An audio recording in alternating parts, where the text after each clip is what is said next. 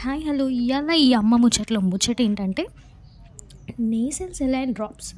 ఇది వచ్చేసి born babies నుండి 7-8 మంత్స్ వరకు వాడచ్చు, ఇంకా ఎక్కువ కూడా వాడచ్చు, 1 ఇయర్ వరకు కూడా వాడచ్చు.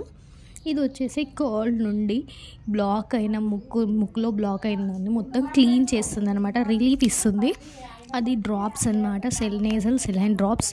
సో ఇది సేఫా కాదా, ఎన్నిసార్లు వేయచ్చు అని అంటే ఇది సేఫ్ అనమాట.